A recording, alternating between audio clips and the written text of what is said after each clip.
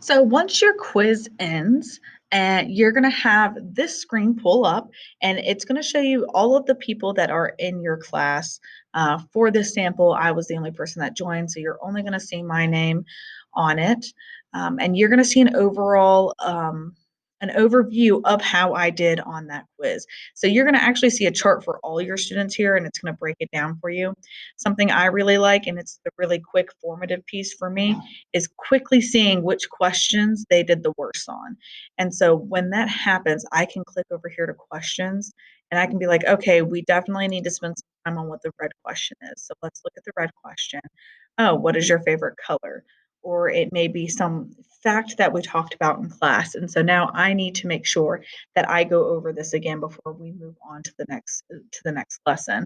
So it gives me really quick feedback, and that's what I love about quizzes, because I can do it fast, and two, my students can sit here and do it with me. I can project this on the screen and I can say, okay, guys, it looks like your class average was a 50%. Like, what's going on? Let's talk about it.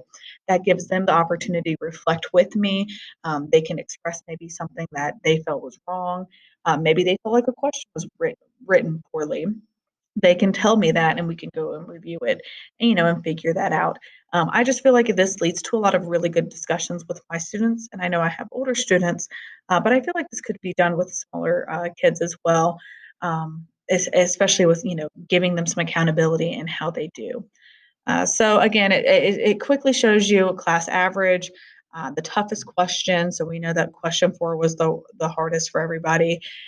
Question 3 took the longest for people to answer. Sometimes that tells me something. And if I go and look at it, maybe they all had a hard time comprehending what the question was asking. It just gives me a chance to go look and investigate further. And then it usually gives one extra interesting fact. But so that's just a really quick highlight. But down here is where you can get into the meat of it. You can click on questions, and if you only have 4, but maybe you have 20 questions, this whole top area will be filled. The questions will either be green, yellow, or red, so you know where they are. The reds are the ones that I always immediately make sure to review because that was the worst class percentage. The yellows are like iffy, usually if about 70 or if 70% of the kids get it, it will be yellow. So there's only like a 30 to 25% of kids who don't get it.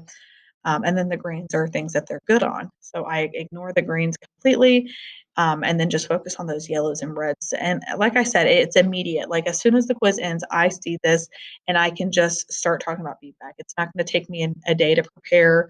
It doesn't take me, it's no extra planning. It's just very conversation based. So I definitely like that part of it.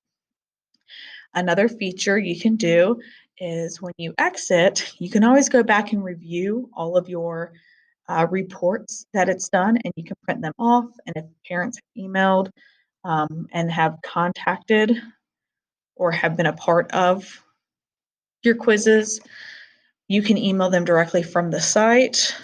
Let's go over here. But if you come over here, we'll see class reports, and it will show you how students have been doing. You can open up a specific report, maybe. You can open up a specific report, and these can go way back. And you can open them up. I will open up one of these right here, just because I know there's no student names in them. So again, you can pull it up and see kind of where their accuracies are.